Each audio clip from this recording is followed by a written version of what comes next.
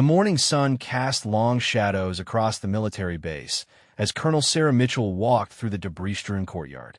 Broken concrete and twisted metal told the story of what had happened here just 72 hours ago.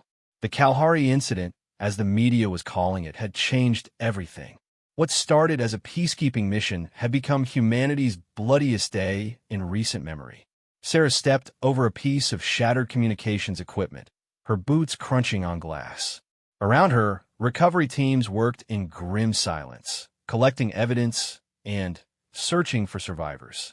The official count stood at 847 dead, mostly civilians who had been sheltering in what they thought was a protected zone.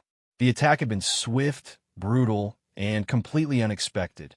"Colonel Mitchell," came a voice behind her. She turned to see Captain James Rodriguez approaching, his face pale with exhaustion. In his hand was a tablet displaying satellite footage from the attack. "You need to see this." The footage was grainy but clear enough. At 0630 hours, local time, 3 days ago, armed militants had breached the perimeter of the civilian protection zone. What followed was systematic execution of noncombatants, including women and children who had fled their homes seeking safety. The international peacekeeping forces, caught off guard and vastly outnumbered, had been overrun within minutes. "The Secretary of Defense wants a full briefing in 2 hours," Rodriguez said quietly. "They're saying this changes our rules of engagement across all theaters." Sarah nodded, still staring at the footage. She had served for 23 years, seen combat in 7 different countries, but nothing had prepared her for this level of calculated brutality. The militants hadn't just attacked soldiers or military targets. They had specifically targeted the most vulnerable people under international protection. "Any word on who's responsible?" she asked. "Multiple groups are claiming credit, but intelligence suggests it was a coordinated effort. The Crimson Dawn militia, supported by at least 2 other factions. They're calling it a message to all foreign peacekeepers." The irony wasn't lost on Sarah. For decades, humanity had prided itself on conducting warfare with rules, with boundaries that protected civilians and respected international law. They had built elaborate systems of conventions and protocols, believing that even in conflict, there were lines that civilized people simply didn't cross. That belief had died in this courtyard 3 days ago. Back at the command center, Sarah found herself facing a room full of hardened military officers, intelligence analysts, and government officials connected via secure video link. The mood was unlike anything she had experienced in her career. There was no debate about proportional response or diplomatic solutions. The massacre had stripped away any pretense of civilized warfare. General Marcus Thompson, a man Sarah had known since her academy days, stood at the head of the conference table. His usually calm demeanor had been replaced by something she had never seen before: cold, focused rage. "Ladies and gentlemen," Thompson began, his voice steady but carrying an undertone that made everyone in the room sit straighter. "The rules have changed. For too long, we've operated under the assumption that our enemies would respect the same boundaries we respect. The Kalahari massacre has proven that assumption to be fatally naive." He gestured to the wall display, which showed aerial images of the aftermath. Bodies covered in white sheets, destroyed vehicles, and the haunting sight of children's toys scattered among the debris. "These people didn't just attack our forces," Thompson continued. They deliberately targeted civilians under our protection. They filmed it. They broadcast it. They're proud of what they did." Sarah felt a chill as she recognized the shift happening in the room. These weren't politicians making speeches about measured responses. These were career military officers who had spent their lives trying to protect innocent people, and they had just watched 847 of those people die on their watch. "Sir," spoke Colonel David Kim from the Intelligence Division, "we've identified the primary leaders responsible. The Crimson Dawn faction is operating out of 3 main compounds, approximately 40 miles northeast of the massacre site. They're not hiding. If anything, they seem to be expecting retaliation and welcoming it." "Good," Thompson replied, "because they're going to get it." The briefing that followed was unlike any Sarah had attended. Gone were the usual discussions about minimizing collateral damage, protecting civilian infrastructure, or maintaining international goodwill. Instead, the focus was on complete operational effectiveness. How to neutralize the threat quickly, thoroughly, and with maximum psychological impact on similar groups worldwide. The President has authorized Operation Clean Slate, Thompson announced. We're no longer operating under peacekeeping rules of engagement.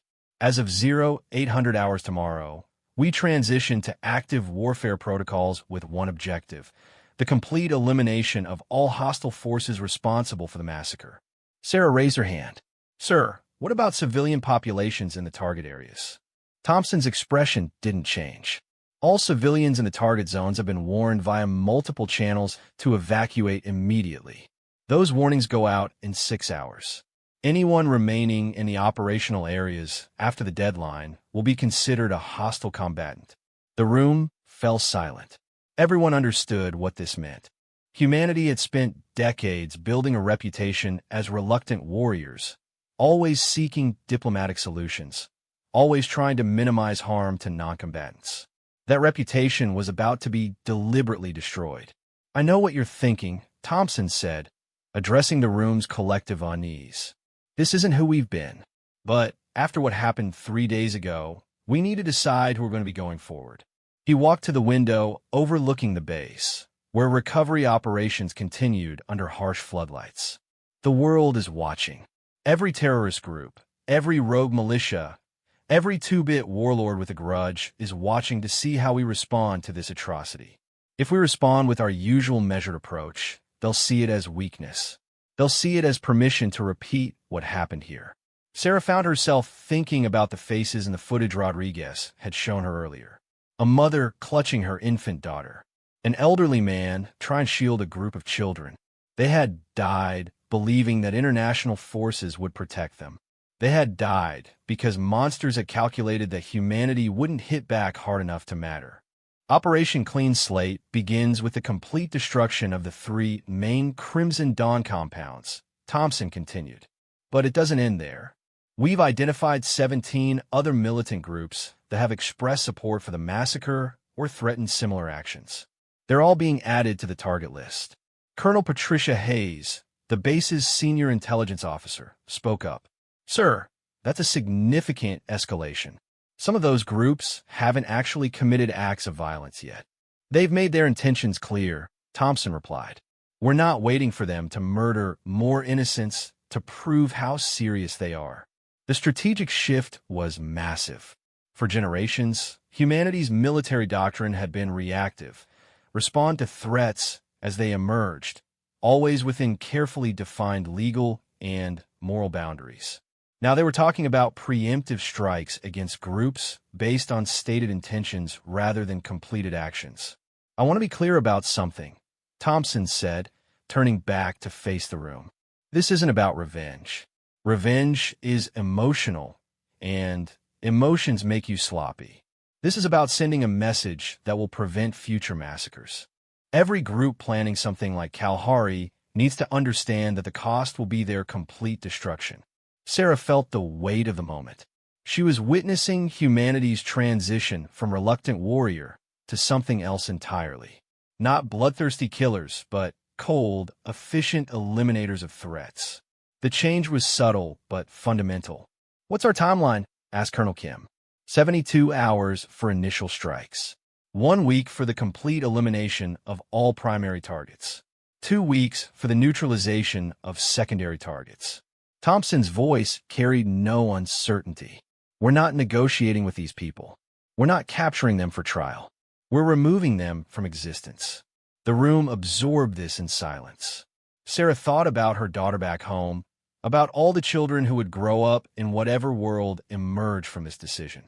Would they be safer in a world where humanity's enemies understood the true cost of crossing certain lines? Or would this escalation simply breed new cycles of violence? Colonel Mitchell, Thompson said, breaking her thoughts, you'll be leading the tactical planning for the primary strikes. I want you to coordinate with our allies, but make it clear that this is happening with or without their support. Yes, sir. Sarah's response was automatic, but her mind was racing. She was being asked to plan operations that would fundamentally change how the world viewed human military capabilities. As the meeting dispersed, Sarah found herself alone with Thompson.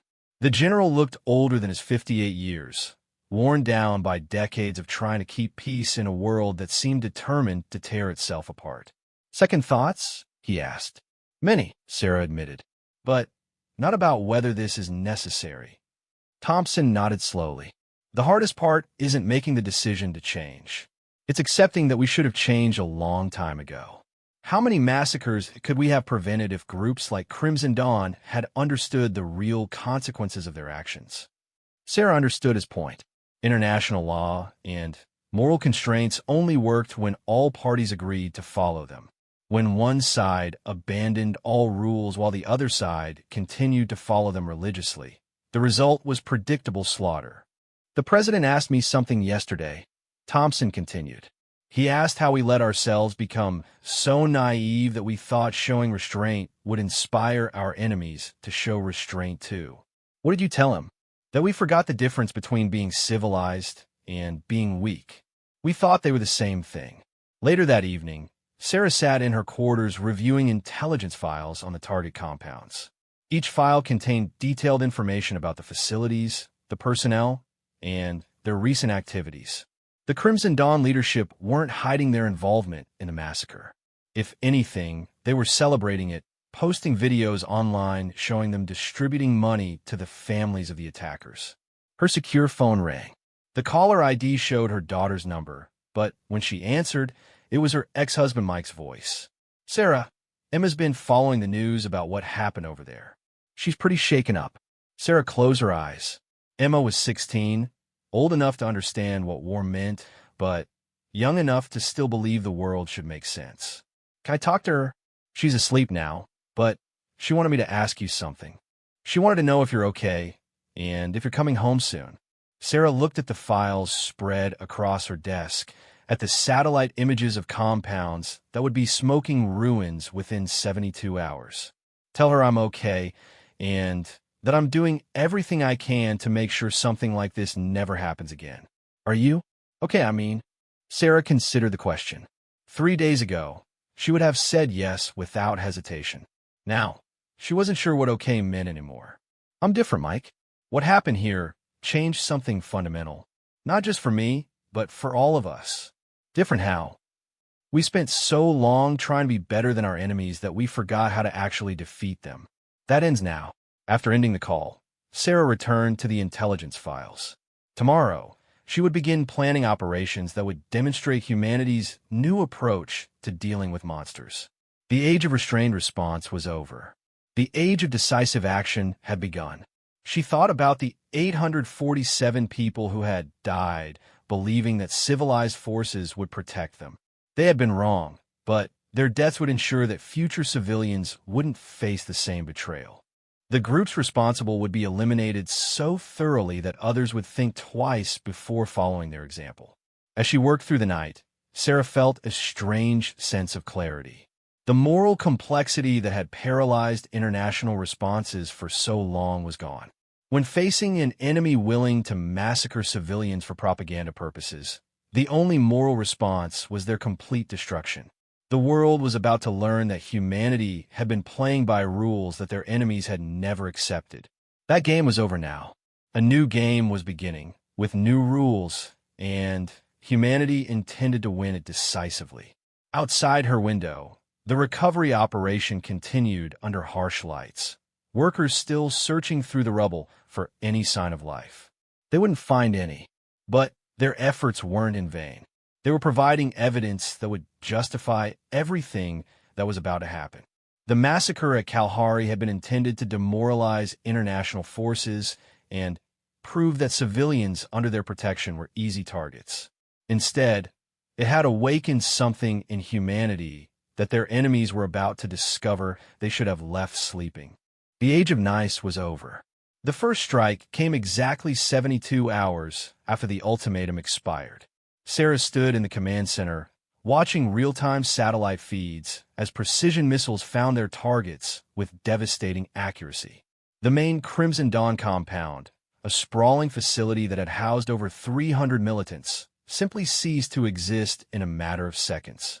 Target Alpha is eliminated, reported Lieutenant Commander Jessica Park, her voice steady despite the magnitude of what they were witnessing.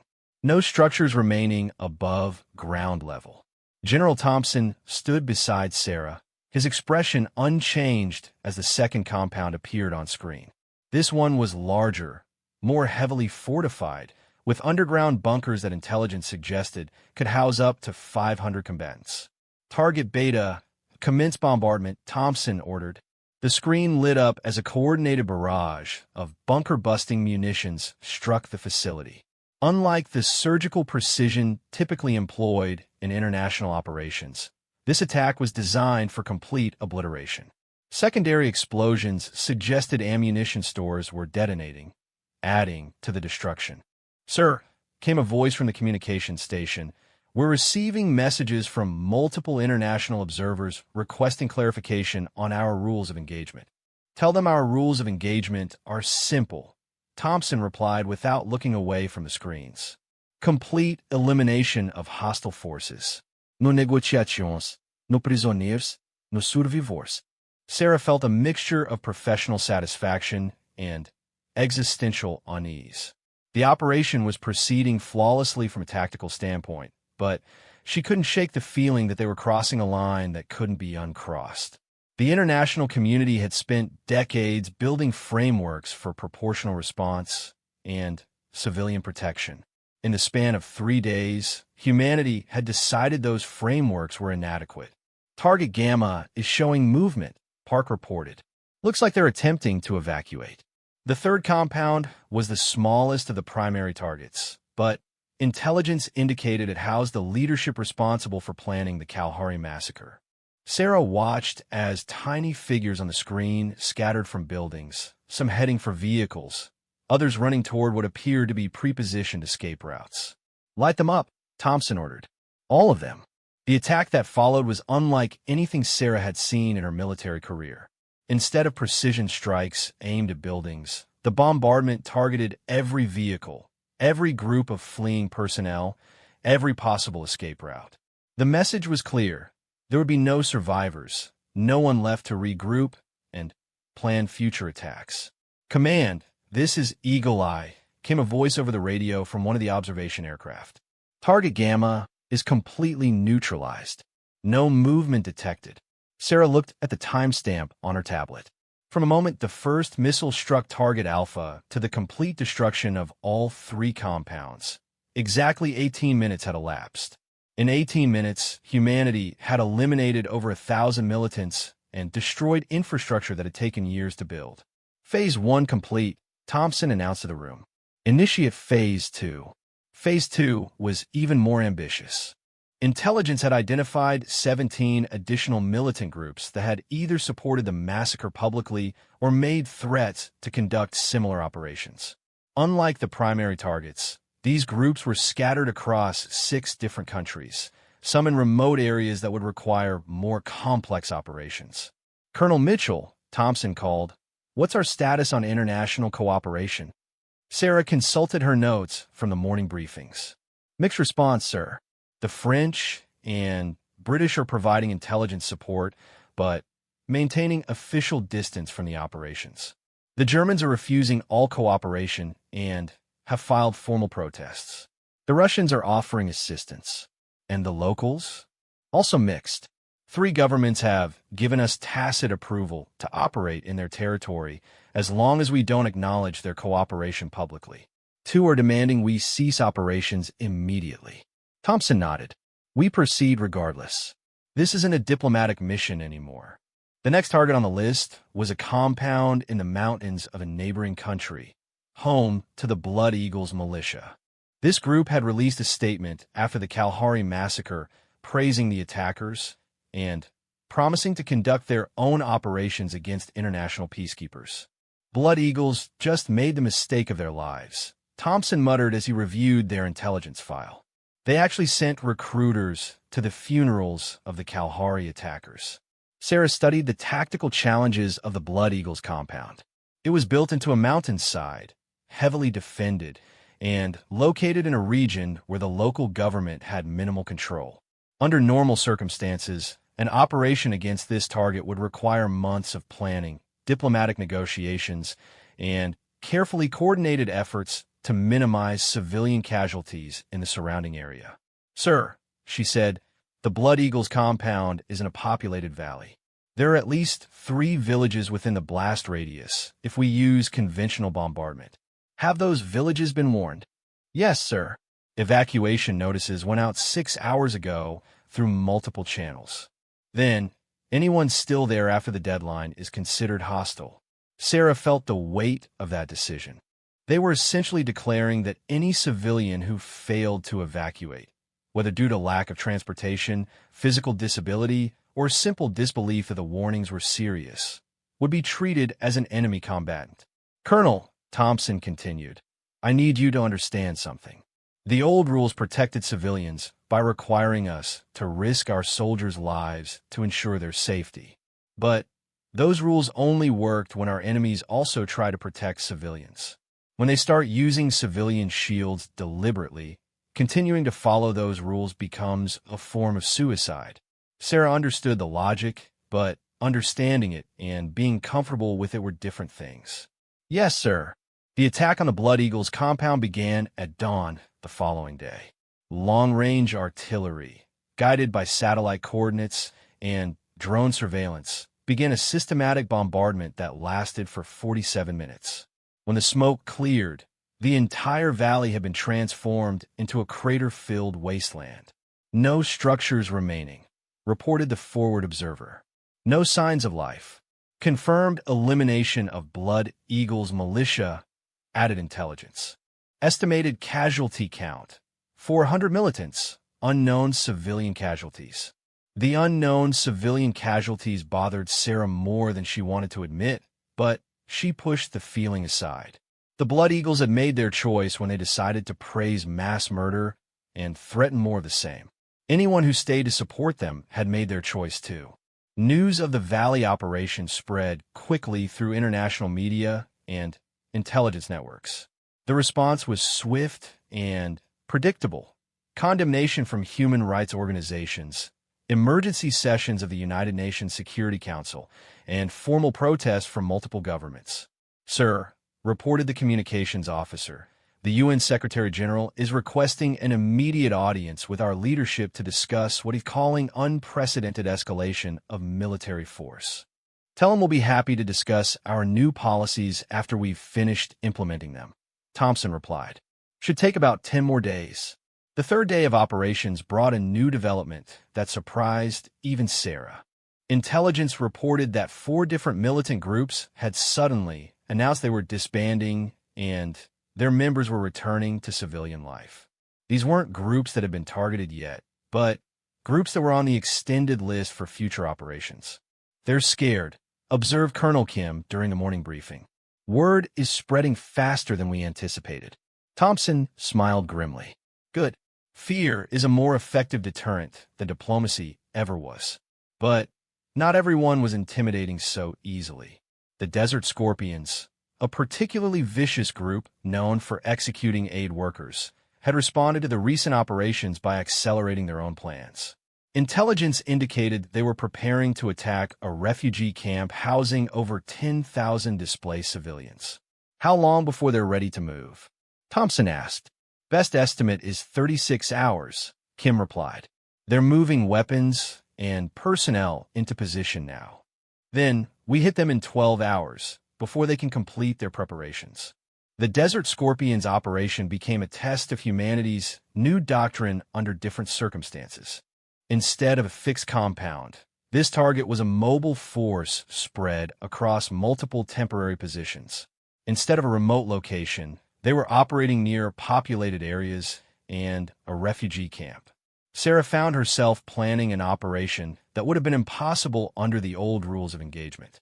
They couldn't wait for the Desert Scorpions to attack the refugee camp. That would mean allowing them to murder civilians to justify stopping them. They couldn't conduct a limited strike that might leave survivors to complete the mission. They had to eliminate the entire group before they could act. The refugee camp is 8 miles from the nearest desert scorpion position, Sarah reported during the final planning session. We can establish a clear separation zone, but there's still risk of collateral effects. What's the alternative? Thompson asked. Wait for them to attack the camp, then respond. Thompson's expression darkened. That's not an alternative. That's a death sentence for 10,000 refugees. Sarah agreed, but the weight of what they were about to do was becoming heavier with each operation. They were essentially rewriting the rules of warfare based on their assessment of enemy intentions rather than enemy actions. The Desert Scorpions operation began before dawn with simultaneous strikes on 7 different positions. Unlike the previous operations, this one required ground forces to ensure no one escaped to threaten the refugee camp later. Sarah watched the operation unfold from the command center, coordinating between air support, artillery, and 3 different ground teams. The new rules of engagement were brutally simple. Anyone carrying a weapon in the operational zone was to be eliminated immediately. Anyone who ran was to be eliminated. Anyone who surrendered was to be eliminated. Alpha Team, this is command, she heard herself saying. Be advised, we have movement at position 3. Looks like they're trying to reach the vehicles. Copy command. Engaging all movement at position 3. The firefight that followed was brief but decisive. The Desert Scorpions had expected international forces to follow traditional rules, avoid civilian casualties, accept surrender, focus on capturing rather than killing. They had based their tactics and positions on those assumptions. They were wrong. All positions secured. Came the final report 6 hours later. No hostile survivors detected. Confirmed elimination of Desert Scorpions organization. Added intelligence. Estimated casualty count, 237 militants. 0 friendly casualties. Sarah felt a grim satisfaction at the 0 friendly casualties. Under the old rules, operations like this typically resulted in significant losses among international forces because of the requirement to accept risks to protect civilians and accept surrenders. The new approach was certainly more effective at protecting their own people. Colonel, Thompson called. What's our status on the remaining targets? Sarah consulted her updated list. 14 groups remaining on the primary list. Intelligence indicates 5 more have disbanded since yesterday's operations. 3 are attempting to negotiate some kind of immunity deal. No deals, Thompson said firmly. They had their chance to avoid this outcome when they chose not to massacre civilians. The psychology of the campaign was becoming clear to Sarah. Each successful operation sent a message to the remaining groups that there would be no escape, no negotiation, no mercy for those who had crossed the line. But it also sent a message to the international community that humanity was willing to operate outside traditional frameworks when those frameworks failed to protect innocent lives. Sir, reported the intelligence officer, we're getting intercepted communications from the remaining groups. They're panicked. Several are asking their members to surrender individually rather than face group elimination. Individual surrenders won't be accepted either, Thompson replied. Anyone who was part of these organizations when they supported or planned atrocities shares responsibility. Sarah understood the reasoning, but felt the weight of absolute justice. They weren't just eliminating active threats anymore. They were eliminating everyone who had associated with those threats. The line between combatant and supporter was being erased. What about the Iron Brotherhood? She asked, referring to one of the larger remaining groups. They're claiming they never directly supported the massacre, just expressed general anti-international sentiment. Thompson pulled up the Iron Brotherhood file on his tablet. They recruited new members by showing videos of the Kalahari massacre and promising recruits they could participate in similar operations. That's enough. The Iron Brotherhood would be eliminated within 48 hours, along with 2 other groups that had made the mistake of celebrating humanity's losses. The speed and efficiency of the operations were becoming their own deterrent. Groups that might have taken weeks to locate and neutralize under traditional methods were being destroyed within hours of identification. As the second phase of Operation Clean Slate approached its conclusion, Sarah found herself reflecting on how quickly everything had changed. A week ago, international military doctrine emphasized proportional response, civilian protection, and diplomatic solutions. Now, they were implementing a policy of total elimination based on demonstrated or stated hostile intent. The world was watching, and the world was learning that humanity's patience had limits. The next phase would test whether this new approach could be sustained politically and morally, or whether the international community would force a return to the old methods that had failed so catastrophically at Kalahari. But for now, the message was being delivered clearly and effectively. There would be no safe haven for those who chose to target the innocent under international protection. The age of consequences had begun. 6 months after the completion of Operation Clean Slate, Colonel Sarah Mitchell stood before a joint congressional committee in Washington, facing questions about the most decisive military campaign in recent memory. The room was packed with politicians, journalists, and international observers, all seeking to understand how humanity had so rapidly transformed its approach to dealing with terrorist threats. "Colonel Mitchell," said Representative Martinez, leaning forward with obvious concern, "in your professional opinion, has Operation Clean Slate made the world safer or simply escalated global tensions?" Sarah glanced at the prepared notes her legal counsel had provided, then set them aside. After everything she had witnessed and participated in, the truth was more important than political safety. Representative Martinez, in the 6 months since Clean Slate concluded, we have not had a single major terrorist attack against international peacekeeping forces. We have not had a single instance of militants deliberately targeting civilian protection zones. Terror recruitment has dropped by 73% globally.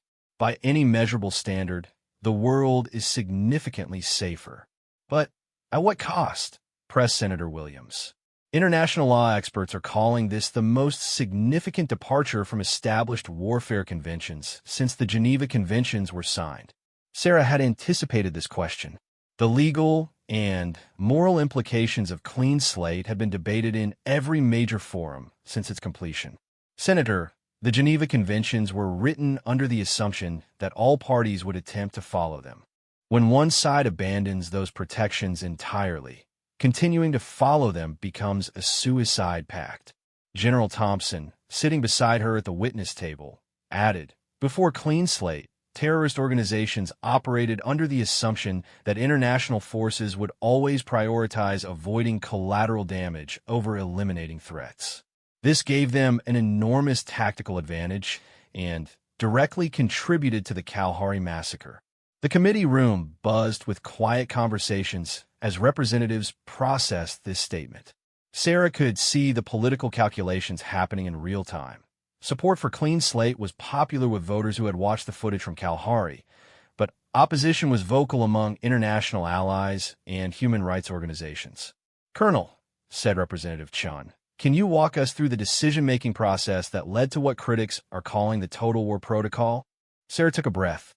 This was the question she had been preparing for since the operation began. Representative Chun, the Total War Protocol wasn't developed in response to Kalahari.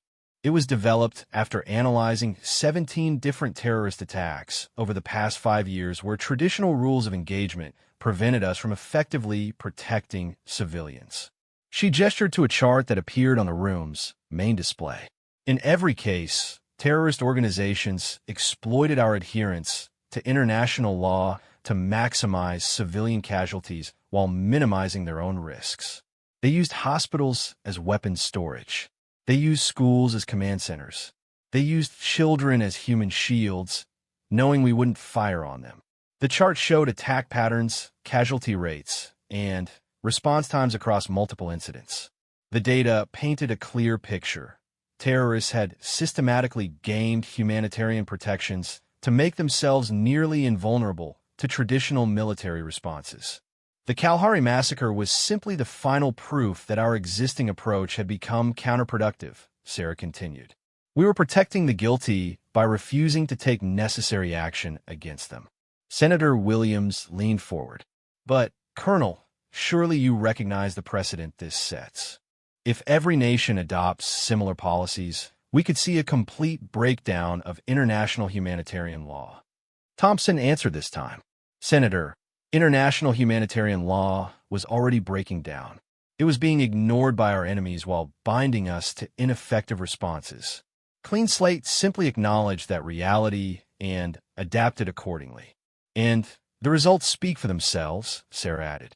Since Clean Slate concluded, 3 different nations have reported that terrorist groups previously operating in their territories have either disbanded or fled to non-aligned regions. The deterrent effect has exceeded our most optimistic projections.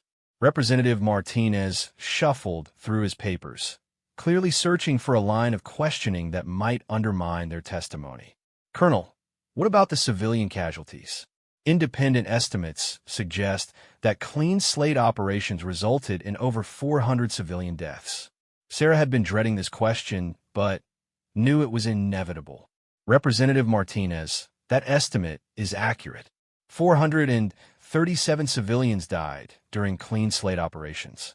However, intelligence analysis suggests that the groups we eliminated were planning attacks that would have resulted in over 8,000 civilian deaths. But those were projected casualties, not actual casualties, Martinez pressed. You're asking us to accept that killing 400 real people was justified to prevent 8,000 hypothetical deaths. They weren't hypothetical, Sarah replied firmly. The Desert Scorpions were 12 hours away from attacking a refugee camp housing 10,000 civilians. The Iron Brotherhood had already purchased explosives for a planned attack on hospital. The Black Tide militia had reconnaissance footage of 3 different schools they intended to target. She pulled up files on her tablet, reading from intelligence reports that had been declassified for the hearing. These weren't vague threats or propaganda statements. These were active operations with timelines, target lists, and allocated resources. The room fell silent as the implications sank in. Clean Slate hadn't just been about revenge for past atrocities. It had been about preventing imminent future atrocities. Colonel Mitchell, said Representative Chun, her voice softer now. In your professional assessment, would traditional military responses have been sufficient to prevent these planned attacks? Sarah considered the question carefully. Representative Chun, based on our track record with similar operations, traditional responses would have required 3 to 6 months of planning, diplomatic negotiations, and coordinated international efforts. In that time frame, all the planned attacks would have been completed.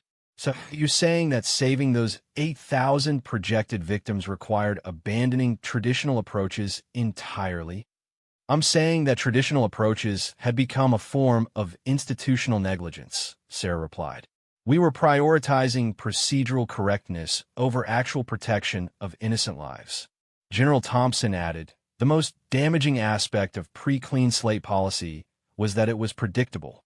Terrorist organizations could plan around our restrictions because they knew we would follow them even when doing so meant allowing atrocities to occur. Senator Williams frowned. General, are you suggesting that predictability in military policy is inherently problematic? I'm suggesting that when our predictability consistently leads to civilian massacres, yes, it becomes problematic, Thompson replied. Clean Slate introduced uncertainty into terrorist planning. Groups that previously assumed they could operate with impunity suddenly faced the possibility of immediate and total elimination. Sarah watched the committee members absorb this explanation. Some seemed convinced by the pragmatic arguments. Others appeared troubled by the broader implications. She decided to address their concerns directly. I understand the committee's reservations about Clean Slate, she said. It represents a fundamental shift in how democratic nations approach asymmetric warfare. But I would ask you to consider the alternative. She gestured again to the display, which now showed casualty statistics from terrorist attacks over the past decade. Before Clean Slate, we were losing an average of 1,200 civilians per year to terrorist attacks against international peacekeeping operations. Since Clean Slate concluded, that number has dropped to 0. But for how long? Asked Representative Martinez. Won't this approach simply drive terrorist organizations to develop new methods that circumvent our current capabilities? Thompson smiled grimly. That's exactly what we want them to do. Under the old system, terrorists could focus all their energy on planning attacks against civilians because they knew retaliation would be limited and predictable. Now, they have to focus primarily on hiding from us, which leaves them much less capacity for offensive operations. Sarah understood the psychological warfare aspect of clean slate better than most. Representative Martinez, the most effective element of the operation wasn't the actual elimination of specific groups.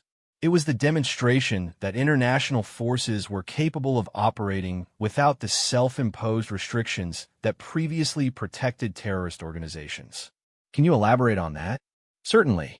Before Clean Slate, terrorist recruitment was based largely on the promise that attacking international forces was relatively safe because those forces would follow rules that limited their response options. That promise is no longer credible. She pulled up recruitment data from various terrorist organizations.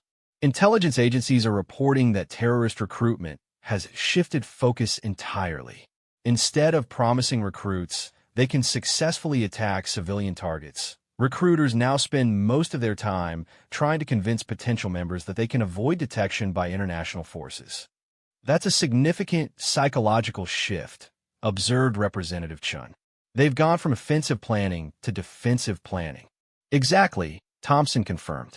And defensive planning is inherently less effective than offensive planning when you're facing an enemy with superior resources and technology. The hearing continued for another 3 hours, covering everything from legal precedents to budgetary implications.